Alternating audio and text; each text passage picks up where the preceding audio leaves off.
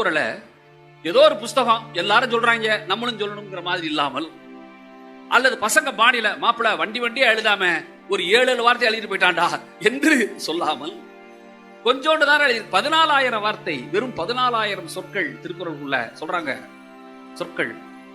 ஆனால் திருக்குறளை கொஞ்சம் எடை போட்டு பார்த்தீங்கன்னு வச்சுங்களேன், எடை போட்டு பார்த்தீங்கன்னா ஏன்னா வாழ்க்கையில மனுஷனா பிறந்த எல்லாருக்குமே நம்மளை அறியாமலே ஒன்று நடக்கும். எடை போடுவோம். நிகழ்ச்சிக்கு வந்து உட்காடுறீங்க, ஒவ்வொருத்தரும் யோசிக்க மாட்டாரா, இவர் எப்படி பேசுறாரு, அவர் எப்படி பேசுறாரு, இது எப்படி இருக்கு, அது எப்படி இருக்கு. நான் வந்து பார்த்த உடனே நினைச்சேன் இந்த ஹாலை இந்த மாதிரி திருச்செல்லூர் ஹால் இல்லையே என்று நான் எடை போட்டேன்.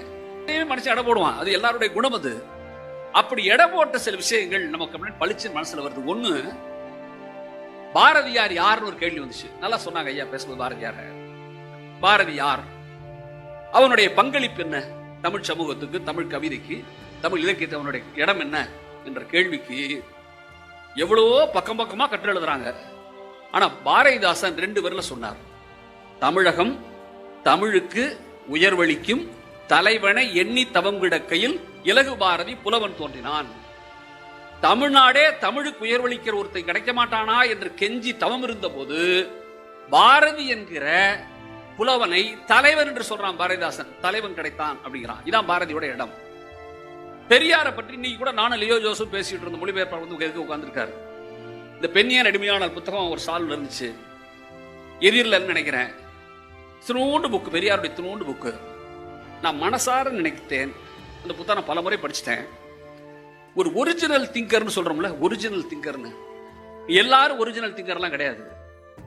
பல பேர் பார்த்து பார்த்து யோசித்தாலும் தப்பு கிடையாது, அப்படிதான் எழுத முடியும். ஆனால் யாருமே சொல்லாத விஷயத்தை ஒரு மொழியில் ஒரு சமூகத்தில் தானாக புறப்பட்டு பேசுறதுக்குல அவன் தான் உண்மையாகவே ஒரு ஒரிஜினல் திங்கர். பெரியார் அப்படிப்பட்டவர் என்பதை நீ மனசுல வச்சுங்க.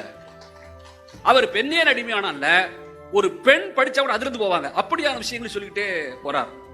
அந்த பெரியார் இடம் என்ன தமிழ்நாட்டில்? அவர் ஏதோ குறிப்பிட்ட ஜாதிக்கு எதிரானவர் சில பேர் பேசுறாங்க. இப்ப சனாதன சர்ச்சை எங்க பார்த்தாலும் நடந்துகிட்டு இருக்கு. ஆனா அந்த பெரியார் யார்? ஏன்னா தமிழ் மொழியில நான் பிறகு சொல்றேன் உங்களுக்கு, வீரமாமுனிவருக்கு பிறகு துணிச்சலோடு எழுத்தை சீரமைத்தவர் தந்தை பெரியார், மறக்காதீங்க. இப்ப இந்த பெரியார் யார் என்ற கேள்விக்கு எவ்வளவு நேரம் பேசிட்டு இருக்கலாம் ஒருத்தன். ஆனால் காசி ஆனந்தன் ஒரே கவிதை வரின்னு சொன்னார். அதான் எடை போடுறதுன்னு பேர். அறிவை தடுப்பாரை, மானம் கெடுப்பாரை, மண்ணோடு பெயர்க்க வந்த கடப்பாரை என்று பெரியாரை காசி ஆனந்தன் கவிதையிலே நச்சு தூக்கி போட்டான். இப்ப நீங்க ஒண்ணு பார்க்கும்போது இந்த வள்ளுவர் யார், இந்த வள்ளுவரோட இடம் என்ன, இந்த வள்ளுவருக்கு என்ன தமிழ் சமூகத்தில் இடம் என்ற இந்த கேள்விக்கு பாரதியின் கவிதை வரி மிக மிக பொருத்தமானது என் பார்வையில். வேறு சில உங்களுக்கு தோணலாம், அது உங்களுடைய படிப்பின் சம்பந்தப்பட்டது. எனக்கு தோன்றது, வள்ளுவன் தன்னை உலகினிக்கே தந்து வான் புகழ் கொண்ட தமிழ்நாடு அப்படின்னு சொல்றான். இந்த வரியை நல்லா கவனிச்சுங்க. தமிழ்நாட்டின் பெருமை என்ன என்ற கேள்விக்கு பாரதி சொல்கிறான், இந்த தமிழ்நாட்டின் பெருமை நிறைய நெல் விளைஞ்சது, நிறைய பேர் சோறு போட்டோம், இந்த உலகத்தில் பசியை பிணி என்று சொன்னவன் தமிழன் தான், மறக்காதீங்க. பசியை ஒரு நோய் என்று சொன்ன மகாமேதை ராமலிங்க வடிகளார். இதுவல்லாமா என்றால் பாரதி மெல்ல மெல்ல யோசிச்சுட்டு சொல்கிறான், இல்ல அதை விட ஒண்ணு இருக்குங்கிறான். என்னன்னு கேட்கிறாங்க. சொல்றான், இந்த உலகத்துக்கு திருவள்ளுவரை தந்ததுதான் தமிழ்நாட்டின் ஆகப்பெரிய பெருமை என்று பாரதி கொண்டு வைக்கிறான். சரி, அப்படின்னா இந்த திருவள்ளுவர் என்ன பெருமை, என்ன பெருமை? நல்லா யோசிக்க, என்ன பெருமை இந்த திருவள்ளுவருக்கு? என் பார்வையில் திருவள்ளுவருடைய பெருமை, நான் மிக நேசிக்கிற மொழி தமிழ். என் தாய்மொழி என்பதால் மட்டுமல்ல, உலகத்தின் பல அறிஞர்கள் பற்றி எழுதிக்கிட்டே இருக்காங்க, பேசிட்டே இருக்காங்க, இருக்கட்டும்.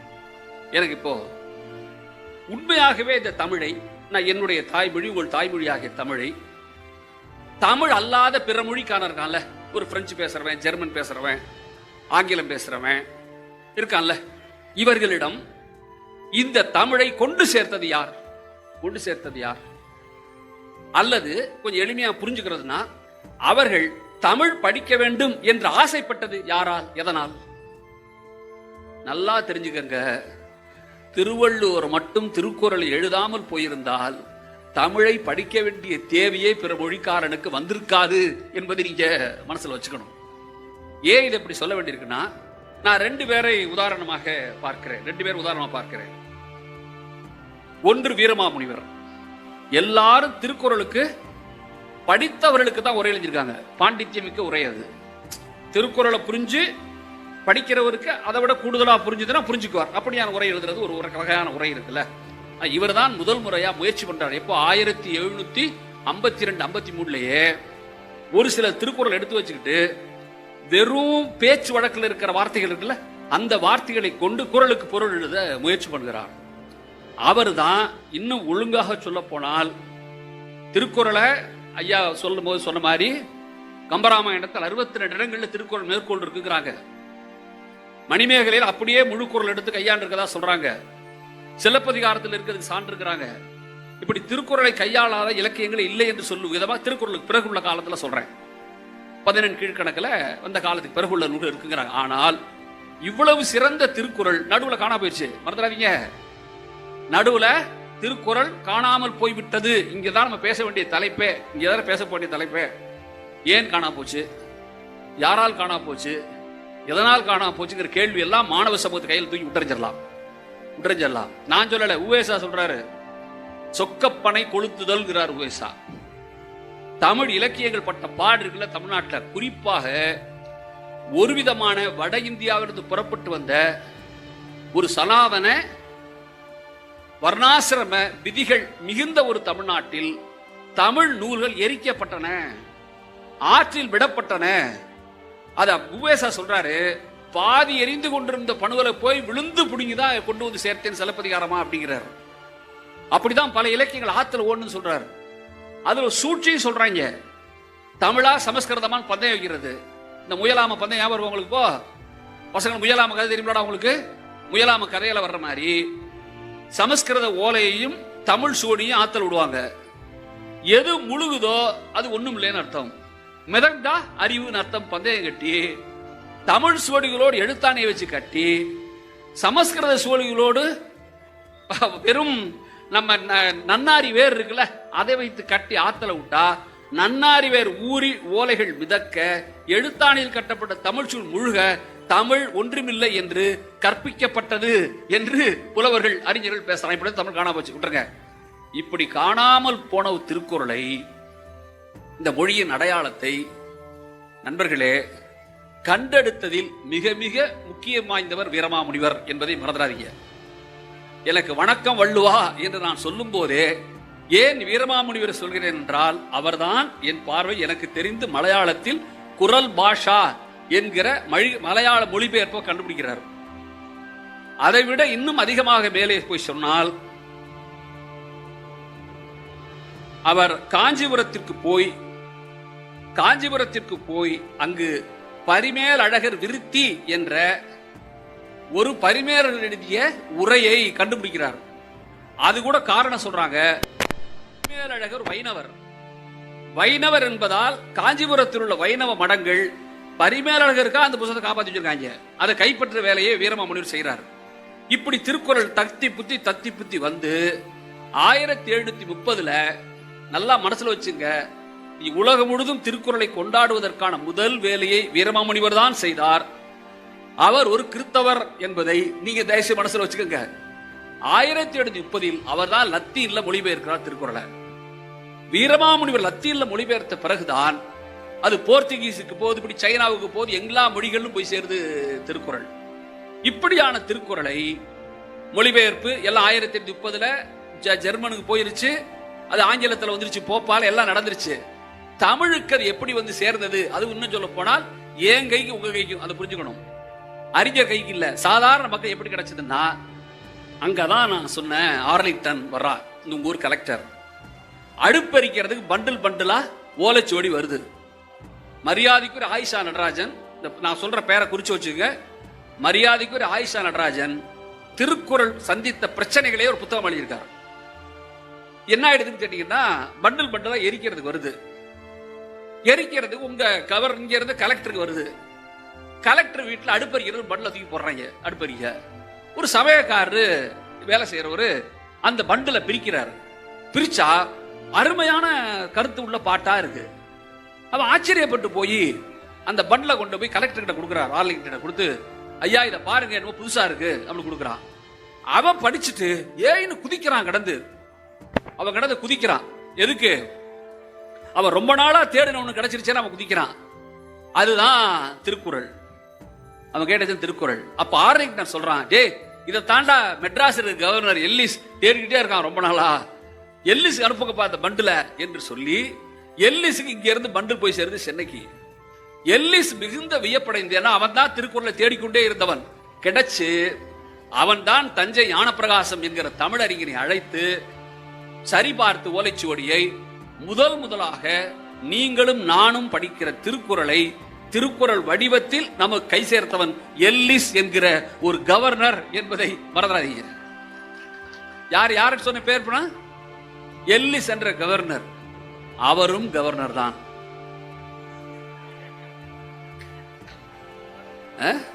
நான் வேற ஒன்றும் சொல்ல முடியாது. இதுக்கு மேல சொல்றதுக்கான மேடை இது இல்லை. அவரும் கவர்னர் தான். உங்களுக்கு தெரியும் நினைக்கிறேன், அந்த எல்லிஸ் தான் வள்ளுவர் சிம்பல் போட்டு காயின் வெளியிட்டது. அந்த எல்லிஸ் தான் பெண்கள் புழங்குகிற கிணற்றடியில் சிமெண்ட்ல திருக்குறள் எல்லாம் எழுதி வச்சது. அவன் தான் இந்தியாவில் முதல் முறையாக, நல்லா குறிப்பா வச்சுக்கணும், இந்தியாவில் முதல் முறையாக மேக்ஸ்வெல்லர் போன்ற ஜெர்மானியர்கள் இந்தியாவின் ஆதி பழமொழி சமஸ்கிருதம் என்று பேசிக் கொண்டிருந்த போது நோ இந்தியாவில் சமஸ்கிருதம் சாராத ஒரு மொழி உண்டு, அது அதைவிட மூத்தது என்று வெளிப்படையாக பேசியவன் எல்லிஸ் என்கிற ஒரு பிரிட்டிஷ்காரன் என்பதை மறந்துடாதீங்க. இதை நான் சொல்லல, கால்டுவெல் தன்னுடைய ஒப்பில கடந்த சொல்றான், எல்லிஸ் தான் தமிழ் மொழியின் தனித்த இடத்தை முதலில் சொன்னவன் என்று. அந்த எல்லிஸ் தான் நண்பர்களே 1821 என்று எனக்கு ஞாபகம் திருக்குறளை பதிப்பிக்கிறான். இன்னைக்கு அப்படின்னா என்ன அர்த்தம்? 2000 வருஷத்துக்கு முன்பு எழுதப்பட்டதாக சொல்லப்பட்ட தமிழின் உயர்ந்த ஒரு படைப்பை என் கைக்கு கிடைத்து வெறும் 211 வருடங்கள் தான் ஆகிறது என்றால் யாரால் என்று யோசியுங்கள். இந்த இளம் தலைமுறைக்கு சொல்கிறேன், எவன் தேடுகிறானோ அவனுக்குத்தான் எதுவும் கிடைக்கும் என்பதை நீங்கள் தயவுசெய்து மறக்காதீங்க.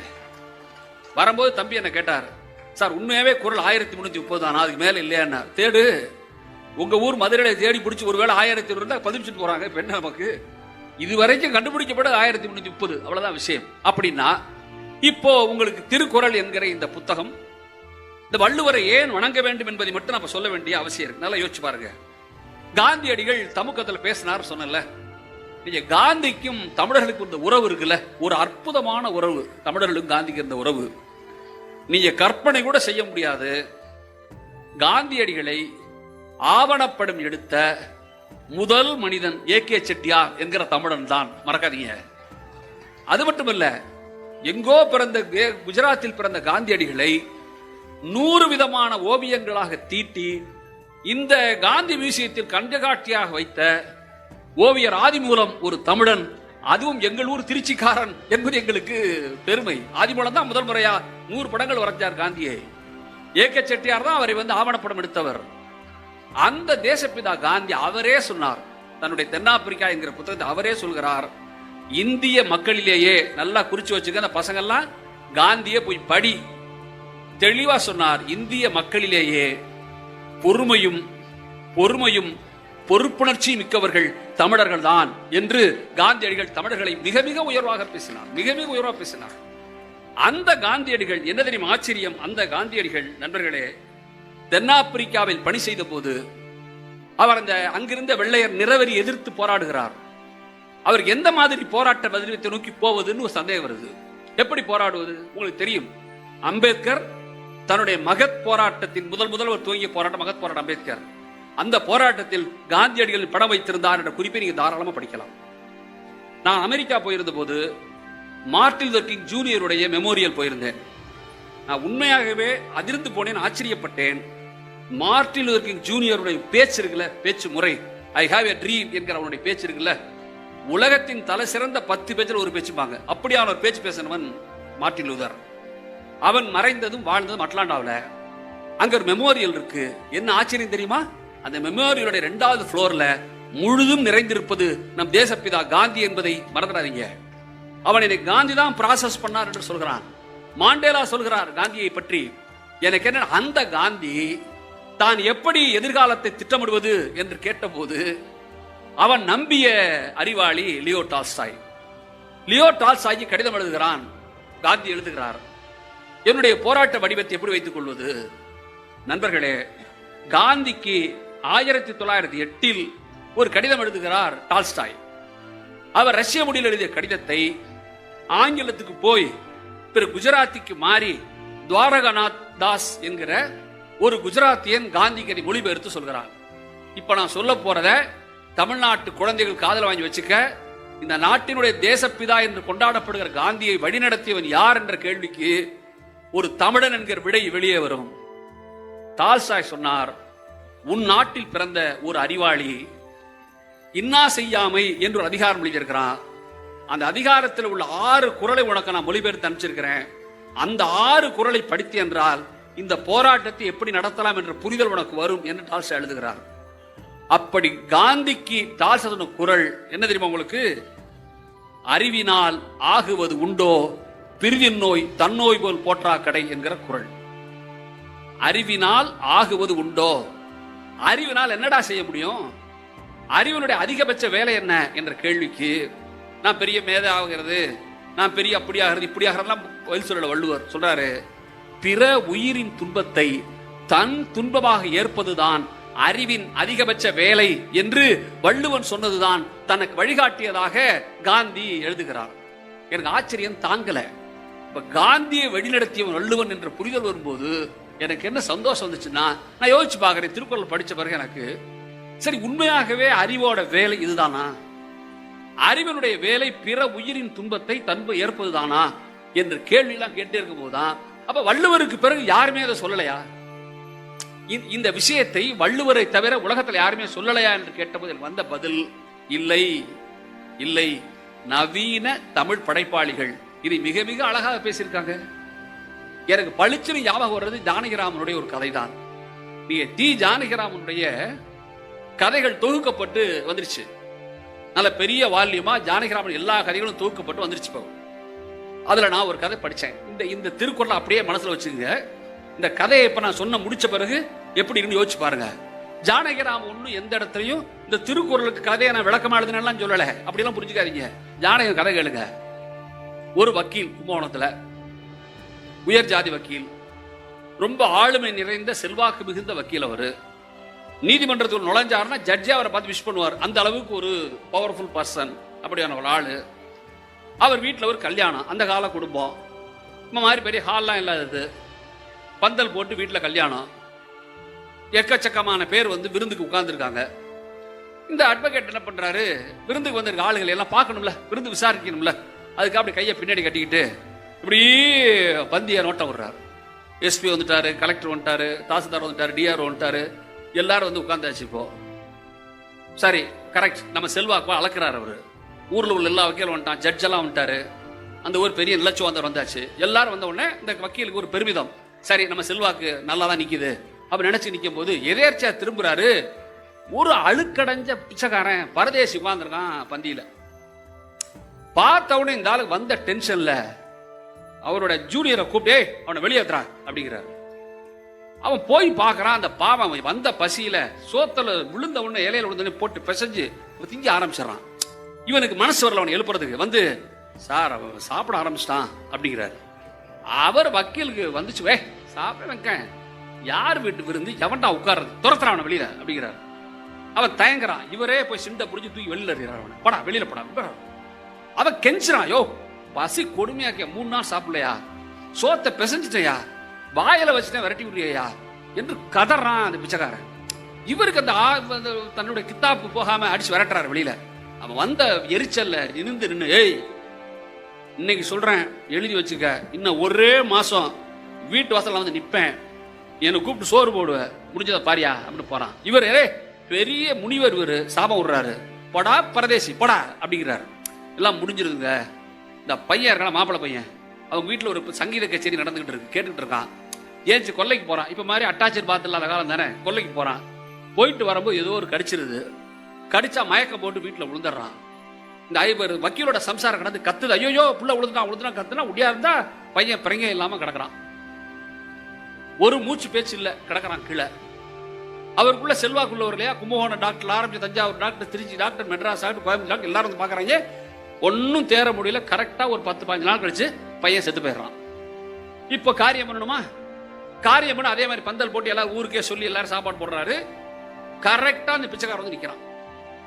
இந்த அட்வொகேட் உசுரே போச்சு. அட பாவி வந்துட்டானடா, டே எங்கடா வந்த அப்படிங்கிறாரு. அவன் அப்படியே அவனுக்கு ஒன்றுமே புரியல. அவனுக்கு பேசாமல் நிற்கிறான். இவர் அட்வொகேட் அழுகுறாரு. கால பைரவமா நிற்கிறாடா பாவி, கால ஐயோ நிற்கிறியாடா, வாடா வந்து உட்கார்றா அப்படிங்கிறார். சாமி என்னங்க நடந்துச்சுங்கிறான். என் பையன் போயிட்டான்டா, என் பையன் போயிட்டான்டா. அன்னைக்கு சொன்னியாடா ஒரு வார்த்தை, ஒரு மாசம் நிற்பேன்னு, நடந்துருச்சாடாங்கிற. அவன் அப்படியே கொலை நடிங்கப்பா. ஐயா சத்தியமா எனக்கு அந்த சக்தியெல்லாம் கிடையாதுயா, என்னமோ பசி கொடுமையில சொன்னேன், நடந்து போச்சு. ஏன் நான் மனசார அப்படி சொல்லலையா, ஐயோ கடவுளே அப்படிங்கிறான். நீ வாடா வந்து உட்கார்றா உட்கார்றாங்கிறாரு. உட்கார்ந்து சாப்பிட்றா அப்படிங்கிறாரு. இந்த கதையோட கிளைமேக்ஸை கவனிங்க. அவன் சோற பேசிக்கிட்டே சொல்றான், யோ அட்வொகேட்டு உன்னை சொல்றேன் தப்பா எடுத்துக்காத அப்படிங்கிறான். என்ன அப்படிங்கிறான். யோ நீ பெரிய அறிவாளியா, உன் செல்வாக்க என்னால் அளவிடவே முடியாது, அவ்வளவு பெரிய செல்வாக்கா இருக்க, யாரை கேட்டாலும் உன்னை சொல்றாங்கய்யா. ஆனா இந்த அதிகாரம் செல்வாக்கு அறிவெல்லாம் இருக்குல்ல, அதெல்லாம் இந்த சிமெண்ட் மாதிரியா, இந்த சிமெண்ட் மாதிரியா அப்படியே உதிர்த்து விட்டியன்னா கீழே உதிருமியா. ஆனா அதுல கொஞ்சோண்டு அன்பு பரிவுங்கிற தண்ணியை மட்டும் ஊத்தியா அது உடையாத கான்கிரீட்டா மாறினுங்கிறத நீ ஒரு நாள் புரிஞ்சுக்கோய்யா என்று கதையை முடிக்கும். நீ இப்ப இந்த திருக்குறளை ஃபிட் பண்ணுங்க, இந்த கதையோட திருக்குறளை ஃபிட் பண்ணுங்க. அந்த அட்வொகேட்டுக்கு இருந்த அறிவு தானே, அந்த அறிவால் அடுத்தவனுடைய பசியை உணர முடிஞ்சுதா? எது அறிவின் உயர்வு வள்ளுவன் சொல்றான், அறிவினால் ஆகுவது உண்டோ பிரிவின் நோய் தன்னோய்கள் போற்றா கடைன்னு சொல்றாள். இந்த திருக்குறள் 2000 வருஷம் கலந்து ஜானகிரான் மனசுக்குள்ள ஊறுது என்று சொன்னால், உலகின் தலை சிறந்த உணர்ச்சிகள் மரங்களும் எல்லா காலங்களிலும் வாழும் படைப்பாளிகளால் என்பதை நீங்கள் தயவு செய்து புரிஞ்சுக்கோங்க. திருக்குறளுடைய இடம் என் பார்வையில் நண்பர்களே இது மட்டும் அல்ல. நீ நிதானமா யோசிக்கன்னா எனக்கு என்ன தோணும்னா, உண்மையாகவே தமிழ்நாட்டின் இந்த உயரங்களுக்கெல்லாம் அடிப்படையான காரணம் இது. நான் முதல்ல ஆரம்பத்தில் சொன்னேன், நீலகண்டன் புத்தகத்தை சொன்னேன். நீலகண்டன் தன் புத்தகத்தில் பல பாராமீட்டர்ல தமிழ்நாடு உயரத்தை சொல்றார். அமர்த்தியாசன் அதே காரியத்தை வலுவாக செய்திருக்கிறார். அமர்த்தியாசன் பார்வையில் 3 மாநிலங்கள் தான் இந்தியாவின் மிகச்சிறந்த மாநிலங்கள். நான் சொல்லல, பொருளாதார மேதை நோபல் பரிசு பெற்ற அமர்த்தியாசன் சொல்கிறார் 3 மாநிலங்கள், ஒன்று தமிழ்நாடு, மற்றொன்று கேரளம், மூன்றாவது இமாச்சல் பிரதேஷ். இதான் சென் சொல்றது.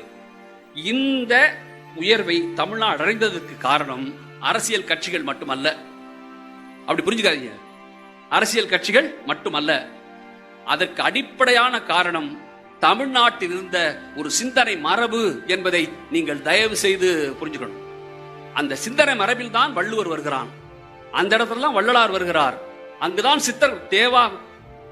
அதாவது சித்தர்கள் பாட்டு ஒரு பாட்டு இருக்கு, குந்த குடிசை இல்லைன்னு சொல்லிட்டு சொல்லுவான். அதாவது தாவாரம் இல்லை, கரெக்ட், தாவாரம் இல்லை, குந்த குடிசை இல்லை, தேவாரம் ஏதுக்கடி குதம்பாய், தேவாரம் ஏதுக்கடி என்று கேட்ட சித்தர்கள் அந்த மரபுக்குள்ள வந்து நிற்கிறான். அப்படித்தான் வள்ளலார் வருகிறார்.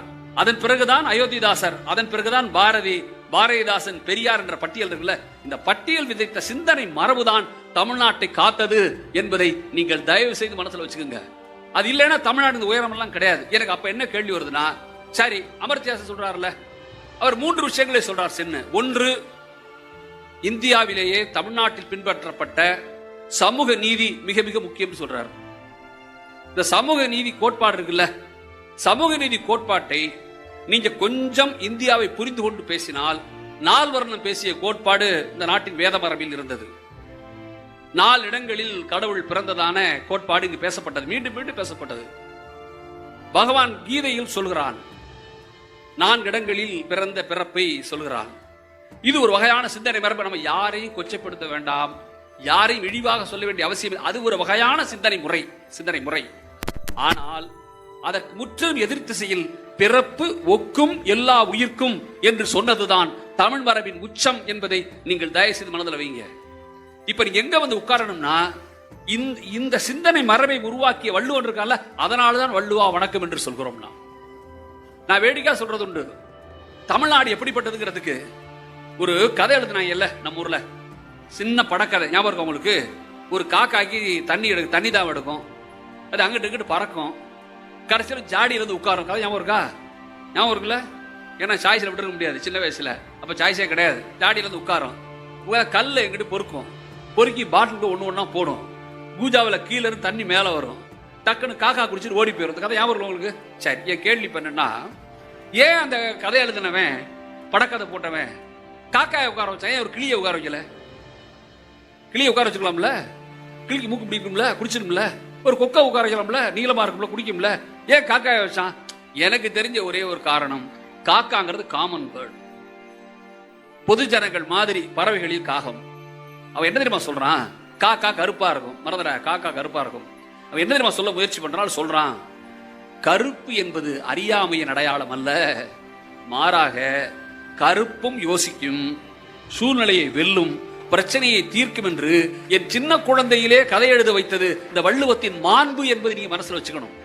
நான் இது விளையாட்டெல்லாம் சொல்லல, சிந்தனை முறை இருக்குல்ல, அதுதான் சமூகத்தை காப்பாற்றும். நீங்க செய்யற பொருளாதார மாற்றங்கள் எல்லாம் பிறகுதான். எந்த சமூகத்தில் சிந்தனையின் மாற்றம் வருகிறதோ அவனால் மட்டும்தான் இவைகளை மாற்ற முடியும் என்று யோசித்தால், நான் மீண்டும் சொல்லிவிட்டு போகிறேன், அடிப்படையிலேயே திருக்குறள் நிலைத்ததற்கு இன்னொரு காரணம் இருக்கு என் பார்வையில். வள்ளுவரே வணக்கம்னு சொல்வதற்கு இன்னொரு காரணம், உழவை நீசத் தொழில், கீழான தொழில் என்று சொல்லி வந்த இந்திய மரபில் தலை நிமிர்த்தி வேளாண்மை செய்பவனை பார்த்து உழவே தலை என்று உழவனை கும்பிட்டவன் நம் திருவள்ளுவர் என்பதை இந்த சின்ன குழந்தைகள் நீங்கள் மனதில் வைத்துக் கொள்ள வேண்டும். அது மட்டுமல்ல நண்பர்களே, திருக்குறள்ல சில பேர் சொல்றாங்க, அறம்பொருள் இன்பத்தோட முடிச்சிட்டாரு, அவர் வீடு பேர் எழுதல. வீடு பேர் எழுதாதது வள்ளுவன் செய்த மிகப்பெரிய சமூக தொண்டு. சமூக தொண்டு. நீங்க வீடு மட்டும் எழுதிருந்தீங்கன்னா அது மத நூலாக மாறி இருக்கும். ஏன்னா பாவம் புண்ணியம் மந்திரம் மிக தெளிவாக இருந்தான். அறம் பொருள் இன்பம் போதும், அறம்பொருள் இன்பம் போதும், என் நூல் மத நூல் அல்ல, ஒரு மனித நூல் என்று சொல்வதற்காகவே அவன் வீடை விட்டுவிட்டு எழுதினான் என்று நீங்கள் புரிந்து கொண்டால், ஏன் வள்ளுவா வணக்கம் என்று சொல்ல வேண்டிய தேவை ஒன்று வருகிறது என்பதை நீங்கள் யோசிச்சு பாருங்கள். அது மட்டுமல்ல, வாசே குழந்தைசாமி சொல்வார், எழுதப்பட்ட திருக்குறளில் அதிகமான பேர் கண்டுகொள்ளாத ஒரு திருக்குறள் உண்டு சொல்வார் வாசேக்கு. அவர் அப்படி சொல்கிற திருக்குறள் அவ்விய நெஞ்சத்தான் ஆக்கமும் செவ்வியான் கேடும் நினைக்கப்படும் என்கிற ஒரு குறள். நீங்க எல்லாம் படித்திருக்க கூடும்.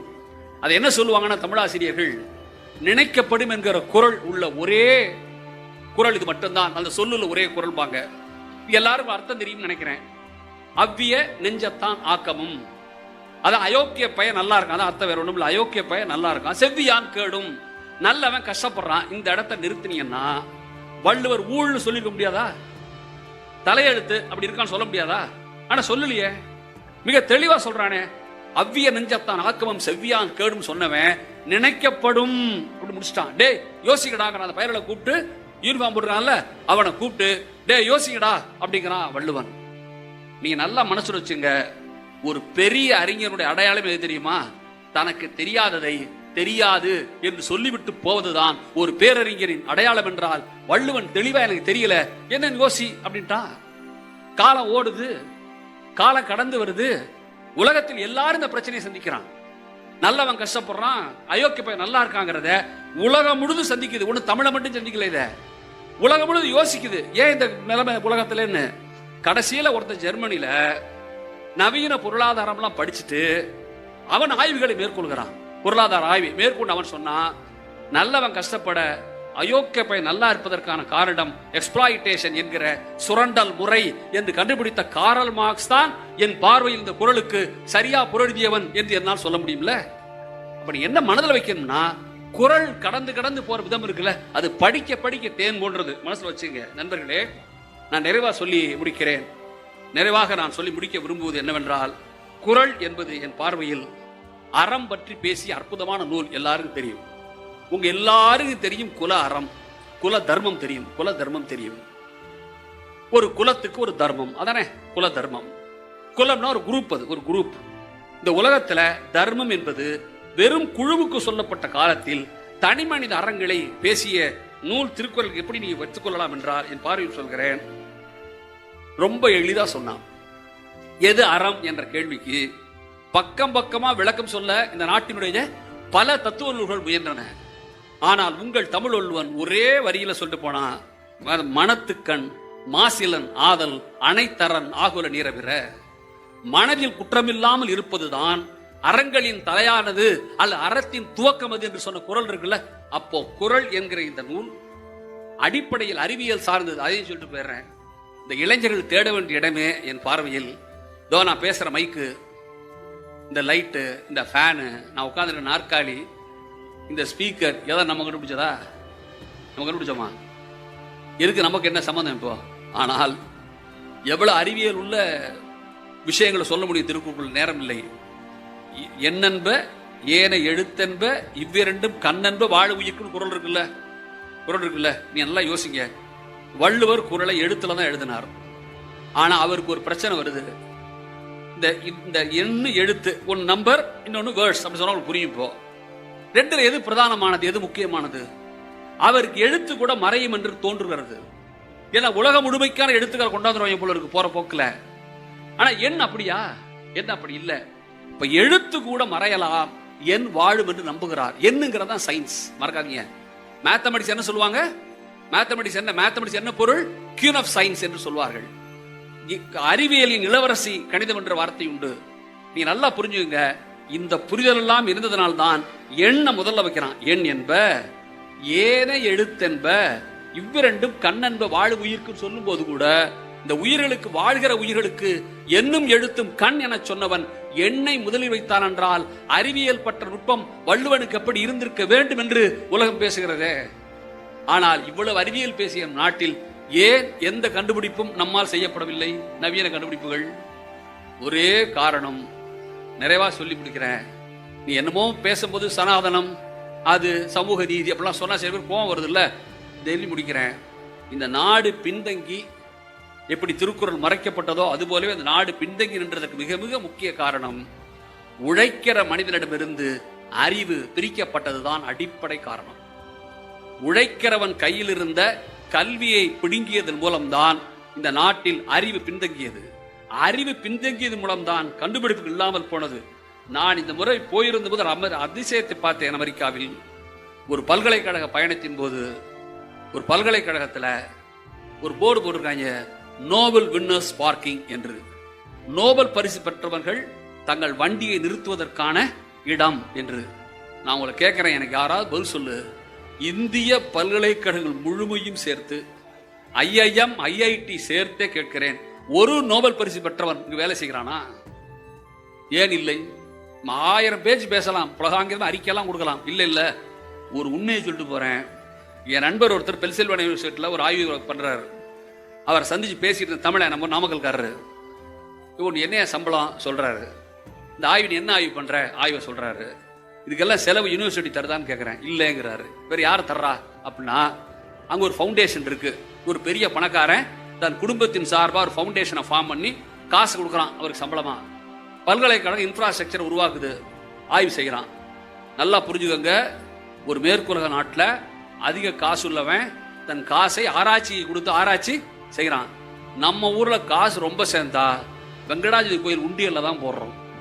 உங்களுக்கு பிரச்சனை எங்கன்னு புரியுதா உங்களுக்கு? அப்போ எல்லாவற்றிற்கும் எல்லை உண்டு என்பதையும், பக்தி உட்பட ஒரு எல்லை உண்டு என்பதையும், நம்மிடம் இருக்கிற அதீத பணம் என்னவாக வேண்டும் என்பது குறித்தும் யோசிக்க வேண்டும் என்றால், என் பார்வையில் திருக்குறளை வெறும் ஒரு இலக்கிய நூல் படிக்காமல் வாழ்வியல் நூலாக பின்பற்றுங்கள். விடைபெறுகிறேன். நன்றி, வணக்கம்.